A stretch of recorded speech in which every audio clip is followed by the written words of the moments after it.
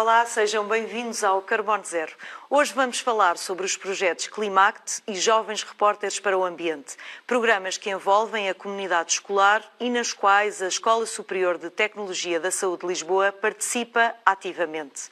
O repórter Tiago Belim mostra-nos então como está a ser implementado o Climact. O projeto Climact tem então como objetivo promover uma economia de baixo carbono nas escolas e para isso desenvolve ferramentas que conduzam a uma maior eficiência energética. Das 9 escolas piloto que neste momento estão a implementar o projeto Climact em Portugal, uma delas é uma instituição de ensino superior, a Escola Superior de Tecnologia da Saúde de Lisboa, onde nos encontramos neste momento e onde vamos entrar para descobrir então em que consiste exatamente o projeto Climact. A Escola Superior de Tecnologia da Saúde de Lisboa foi escolhida para integrar este projeto, é um projeto internacional, são 35 instituições de ensino. Após essa escolha, foi constituída a Comissão Baixo Carbono, que é uma comissão que tem como objetivo ter representada toda a comunidade académica, entidades externas parceiras e também parceiros institucionais, como é o caso, por exemplo, da Câmara Municipal de Lisboa, da Junta de Freguesia. Este projeto tem uma série de eixos, logo à partida, o Climact, e, portanto, nós acabamos por estar a implementar nas várias fases os eixos em paralelo. Tem uma questão mais técnica, de assessoria técnica, onde se integram as auditorias energéticas e os recursos hídricos.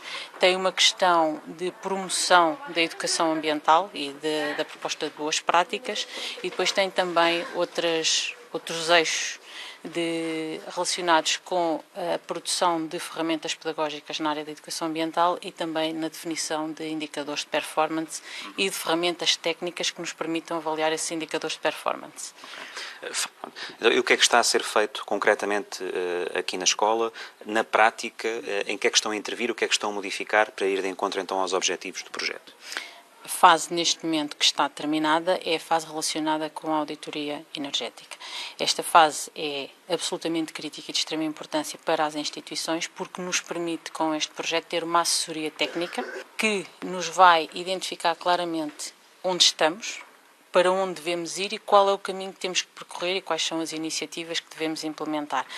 E, portanto, a auditoria energética e a auditoria aos recursos hídricos constituiu num levantamento exaustivo das características do edifício, das infraestruturas do edifício, do número de ocupantes, do tipo de utilização, do tipo de espaços, de características como, por exemplo, sistemas de AVAC, portanto, ventilação e ar-condicionado, tipo de iluminação, condições de iluminação, equipamentos de iluminação, mobilidade, espaços verdes, água, utilização da água, produção de águas quentes sanitárias, produção ou não de energia também,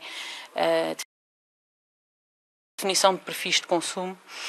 E, portanto, depois desta caracterização exaustiva, foi seguida de um período de monitorização, em que nós tivemos no terreno, foram identificados pontos críticos a monitorizar para definir perfis de consumo e nós tivemos durante cerca de 1 a 2 semanas esses pontos críticos a serem monitorizados e quando conjugámos essa informação com a informação que temos de faturação, portanto de consumos de energia. Quando eu falo de energia, falo de eletricidade e de gás e também ao nível da água e conjugamos com a monitorização de determinados circuitos, nós conseguimos perceber exatamente qual é o contributo de um determinado sistema, por exemplo, no consumo energético ou na variação do consumo energético. E a partir daí, com o final da auditoria, tivemos também a possibilidade de nos apresentarem as medidas que seriam mais importantes implementar e que nos permitiriam reduzir de uma forma significativa o impacto da nossa atividade em termos de produção de carbono. E, portanto, neste momento a fase com mais impacto é mesmo a assessoria técnica e os inputs que nos deram em relação ao que podemos fazer numa forma de apoio à decisão. Portanto, nós temos neste momento informação técnica de suporte à decisão para tomarmos as melhores medidas e mais eficientes para alcançarmos estes objetivos. Já existe, isto já tem algum impacto no dia-a-dia da escola e nas despesas energéticas ou não? Ainda há uma fase ainda de, como disse, de auditoria e de análise? Há situações que têm impacto, que já têm impacto efetivo, há outras que ainda estão a ser estudadas. Estas soluções que eu falei, que são soluções mais estruturais, ainda não estão, portanto foram identificadas e agora está-se a iniciar a fase de como é que as vamos implementar. Pronto. Em relação aos outros eixos, que eu acabei por falar só de um, em relação aos outros eixos, há eixos que já têm impacto na escola, que é essencialmente ao nível da educação ambiental. Ou seja, eu posso otimizar todos os sistemas, mas se os sistemas forem erradamente utilizados, eu dificilmente consigo obter os resultados que à partida conseguiria se os sistemas estivessem a ser bem utilizados. Falo, por exemplo, de medidas que nós, enquanto pessoas individuais, podemos tomar e que fazem toda a diferença, nomeadamente em relação aos equipamentos elétricos e eletrónicos. Portanto, quando sair de um espaço, deixar todos os equipamentos desligados e ter o cuidado de identificar se estão todos desligados. Temos uma campanha neste momento já nas salas de aula e que vai ser alargada também aos gabinetes e aos laboratórios para haver esse cuidado, porque só em salas de aula nós temos 20 salas de aulas a funcionar em contínuo e, portanto, são muitas em termos de iluminação. A iluminação tem um grande impacto nos consumos energéticos da escola. Temos também campanhas de mobilidade interna. Não estamos a falar da forma como os estudantes e os funcionários docentes e não docentes chegam à escola, mas em termos de mobilidade interna, em termos de utilização do elevador. E aqui o que é que fizemos? Associámos a promoção da saúde, somos uma escola de saúde, com a promoção de boas práticas ambientais e associámos-nos a uma campanha da Direção-Geral da Saúde em que se promove a utilização das escadas para a promoção da saúde e que tem também impacto ao nível dos consumos energéticos pela utilização do elevador. Portanto, foi um 2 em 1 bem conseguido. Existem outras medidas que já tinham sido implementadas e que foram melhoradas.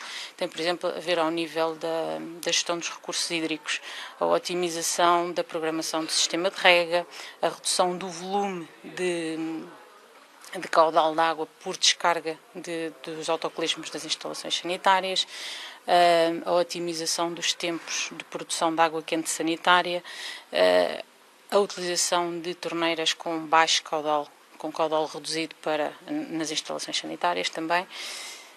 O projeto Climact vai então continuar a desenvolver as suas políticas de baixo carbono nesta e noutras escolas, com o objetivo final de não só diminuir os consumos energéticos, mas também, e muito importante, de sensibilizar cada vez mais os estudantes das escolas e a população em geral para o imperativo de todos nós contribuirmos para um planeta mais verde.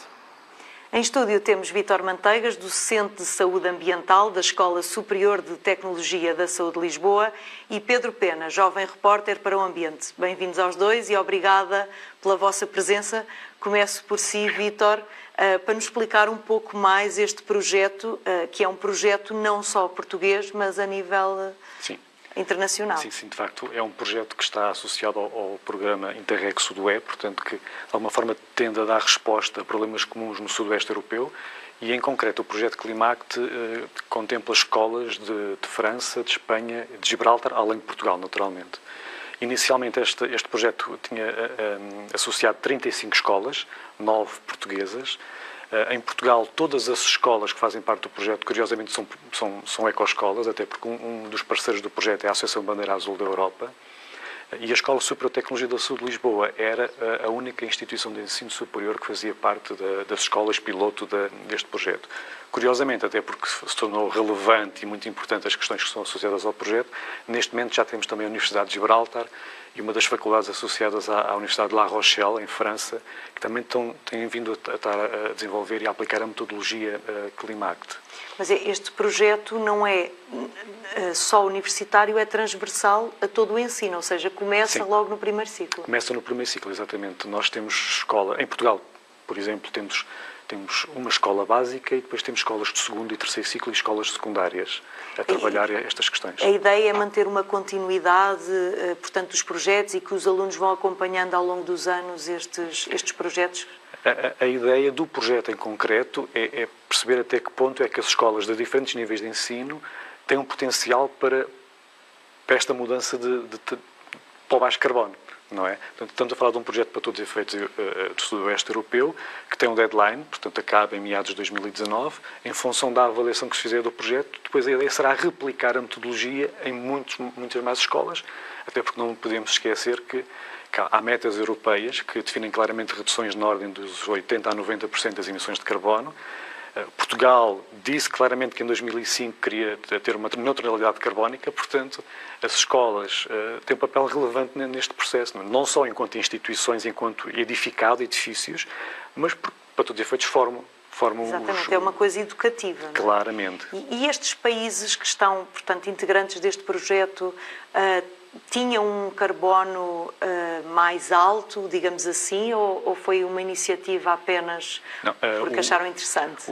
Como eu estava a dizer, o programa Interreg Sudoé tende a financiar projetos que dão respostas a problemas que são comuns a uma determinada região geográfica, não é?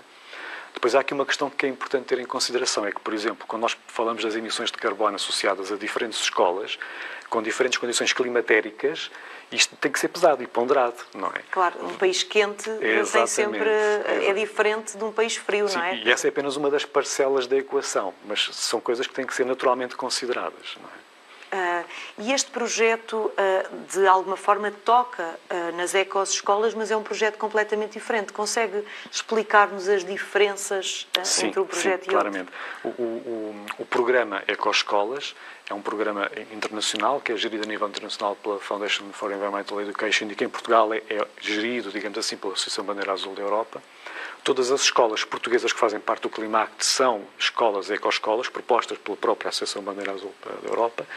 A questão é que os temas, as temáticas associadas ao programa Ecoescolas, para além de temas obrigatórios, água, energia e resíduos, depois tem uma série de outros temas transversais, o projeto Climact está muito associado em 6 dimensões. A questão da energia, naturalmente, a eletricidade de gás, a questão dos resíduos, a questão da água, que são os tais temas obrigatórios das escolas que fazem parte do programa Ecoescolas, e depois também trabalha muito a questão dos espaços verdes, a questão dos transportes e da mobilidade, e uma questão que é cada vez mais valorizada, que é o Green Procurement, ou o compromisso verde, ou a preocupação que as instituições têm na aquisição de produtos menos impactantes em termos ambientais. E na administração pública isto tende a ser um problema, porque muitas das vezes a pedra de toque é o quê? É o custo associado à aquisição e não se pensa propriamente no impacto ou no tempo de vida de um determinado produto. Portanto, isto no fundo é pensar a longo prazo, não só no que é mais barato agora, mas no que se torna mais eficiente no futuro. Exatamente.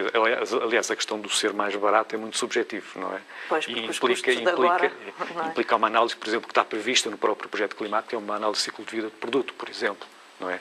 E isso faz parte de algo que está a ser trabalhado associado aos Key Performance Indicators, ou indicadores de desempenho, que fazem parte de um pacote que vai descambar depois na tal ferramenta de apoio ou de ajuda à decisão.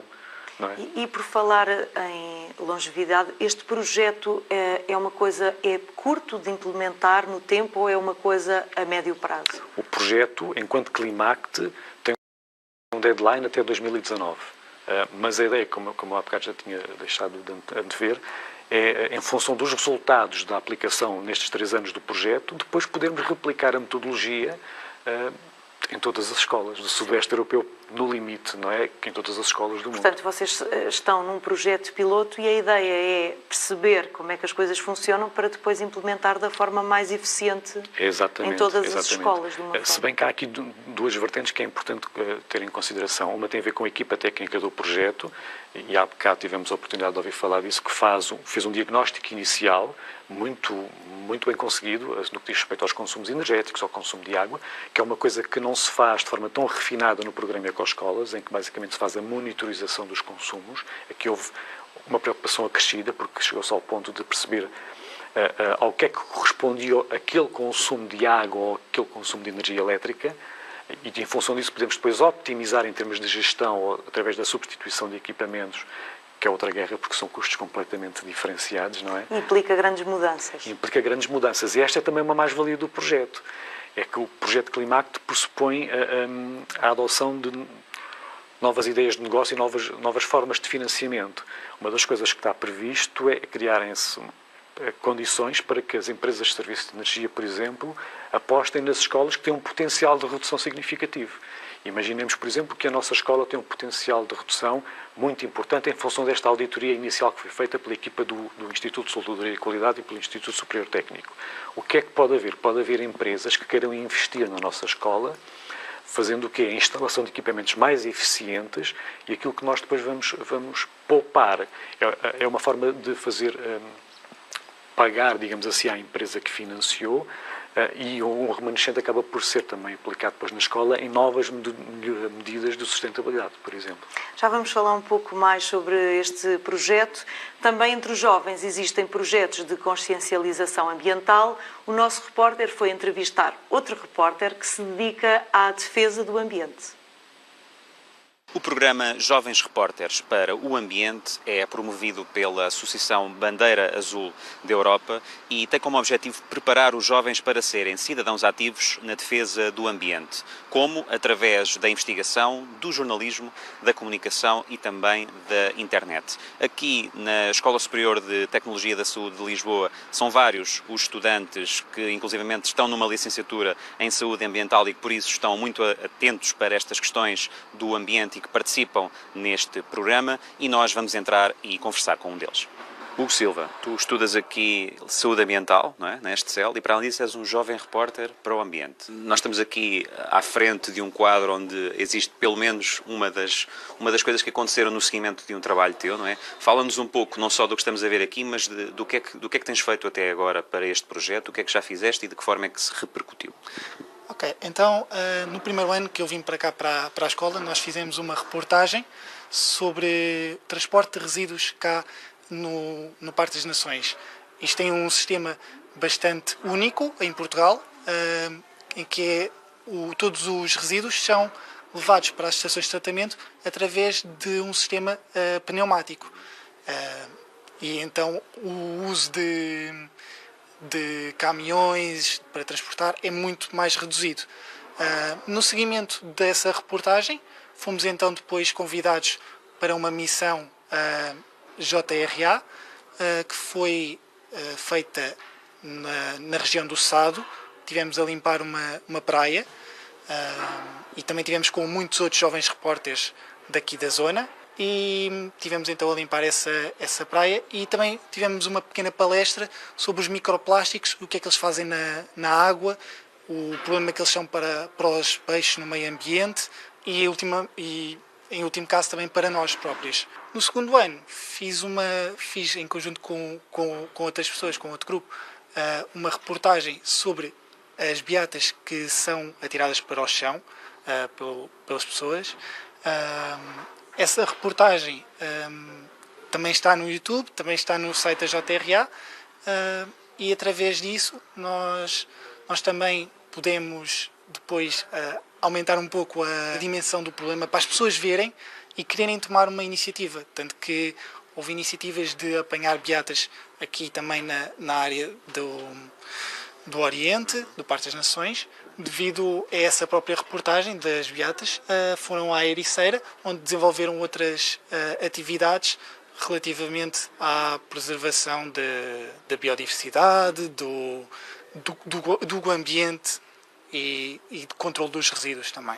Com o programa Jovens Repórteres para o Ambiente, a Europa e o mundo querem então formar cada vez mais jovens, cada vez mais cidadãos com consciência e com sensibilidade para as questões do ambiente, contribuindo assim para que todos possamos ter uma sociedade cada vez mais verde. Aqui em estúdio também temos um jovem repórter, o Pedro Pena, que está aqui connosco. Obrigada pela tua presença. E começo por te perguntar se também és aluno de saúde ambiental e qual foi o apelo para vir trabalhar com os jovens repórteres? Então, as questões de sustentabilidade são claramente muito importantes, não só para os estudantes de licenciatura em saúde ambiental, mas para toda a comunidade académica. Mas, claro, para nós, estudantes de saúde ambiental, é mais fácil ter essa informação pelos nossos professores. Este tipo de programas e iniciativas são sempre partilhadas.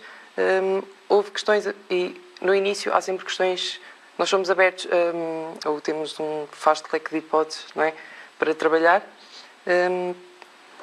O tema que eu escolhi, no meu caso, foi os plásticos, e esse trabalho pode ser feito em diversos suportes, pode ser um artigo de cariz científico, jornalístico, como uma videoreportagem, uma fotoreportagem.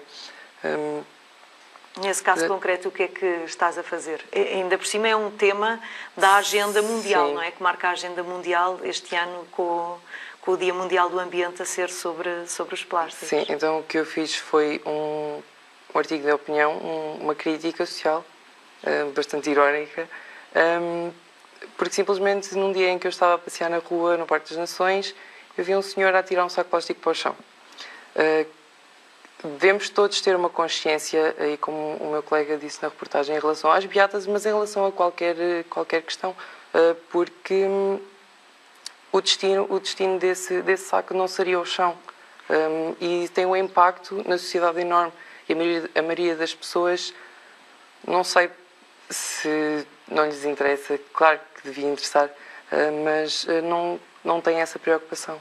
Mas vocês aqui também têm uma função educativa, por um lado, de mostrar às pessoas qual o impacto das atitudes que têm, e por outro lado, isto também vos permite estar mais em contacto com a comunidade e com as pessoas, não só no meio académico, mas com a sociedade. Sim, de certa forma, no meu caso não, mas quando são desenvolvidos projetos de cariz mais científico ou jornalístico, há sempre a possibilidade de fazer recomendações e recomendações à sociedade, essencialmente para a mudança de comportamentos. E onde é que podemos ver estes programas?